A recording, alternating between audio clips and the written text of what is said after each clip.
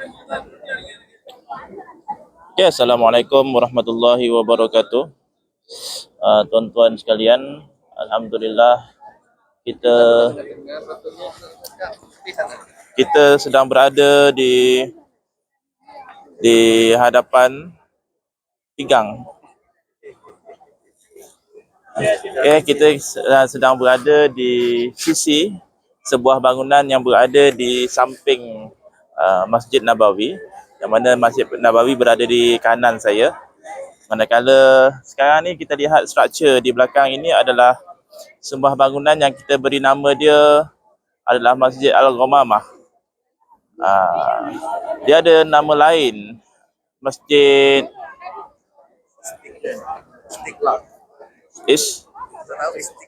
Masjid apa? Allahu Akbar, lupa.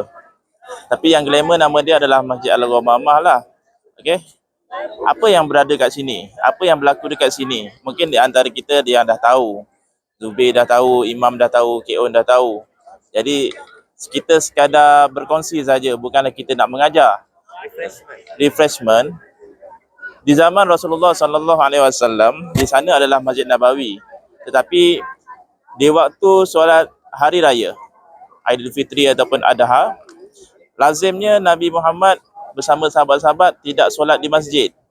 Tetapi Nabi mencari satu tempat lain selain daripada tempat masjid untuk antara lain mengajak orang lain selain daripada orang yang selalu pergi masjid, seperti ahli keluarga, isteri-isteri sebagai yang selalunya lah berkumpul di tanah lapang. Ini bermakna yang tidak boleh solat pun boleh datang juga di tempat itu untuk meraihkan hari raya. Di antara tempat yang Nabi pilih adalah di sini, lokasi ini. Selain daripada lokasi ini, di sanalah ada beberapa tempat. Ini di antara salah satu tempat dia. Bukanlah ada bangunan macam ni, tetapi dia tanah lapang lah dulu. Okay. Selain daripada itu, kisah yang masyhur yang berlaku dekat sini tuan-tuan adalah kisah bila mana pada waktu itu hujan lama tak turun. Okay. Bila mana hujan lama tak turun, Nabi dan juga sahabat-sahabat sepakat untuk membuat satu solat yang kita beri nama dia solat apa?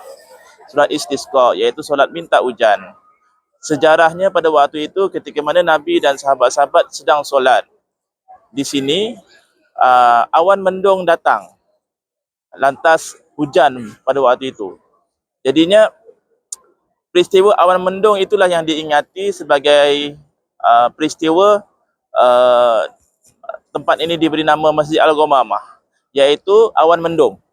Awan, orang panggil awan, Al-Ghamamah tu, awan yang mendung. Jadi itulah peristiwa yang berlaku kat sini. Yang pertama adalah solat hari raya. Yang keduanya adalah tempat untuk Nabi dan sahabat-sahabat solat istisqa. Jadi sebagai memperingati peristiwa tersebut, pemerintah di Arab Saudi telah membina struktur ini bukan sebagai tempat untuk solat pun. Dekat waktu solat pun dia tidak diadakan solat di sini. Kita tengok kat sana tu orang boleh masuk, kita boleh try tengok apa ada kat dalam kejap lagi. Sebab selama Ana datang, Ana tak pernah masuk pun. Al-Ghamamah ni memang pernah masuk. Jom kita try masuk. Tapi kita sekadar nak tengok apa ada kat dalam lah. And then ini adalah Masjid Al-Ghamamah. Manakala di sana pula tuan-tuan, kita halakan kepala kita di samping kanan sana. Binaan yang ada kubah dan juga menara yang simple itu adalah Masjid Abu Bakar. Okay. Apa yang berlaku kat sana ketika pemerintahan Abu Bakar As-Siddiq radhiyallahu anhu, Abu Bakar sering mengadakan solat sunat hari raya di sana pula. Jadinya sebagai memperingati, di sana didirikan Masjid Abu Bakar. Sebenarnya Khalifah Abu Bakar buat di sana. Nabi sering kat sini, Abu Bakar di sana. Itu bukan bermakna Abu Bakar yang buat kat sana. Nabi pernah buat juga kat sana juga. Tapi bila datangnya Khalifah Abu Bakar, dia sering buat di sana. Itu sebab masjid itu diberi nama Masjid Abu Bakar. Namun ada juga yang mengatakan kat situ pun lokasi rumah Abu Bakar. Sedangkan yang kita lebih faham, rumah Abu Bakar di samping masjid. Kadang-kadang ada mutawif juga bercerita ini lokasi rumah Abu Bakar. Wallahu a'lam bissawab.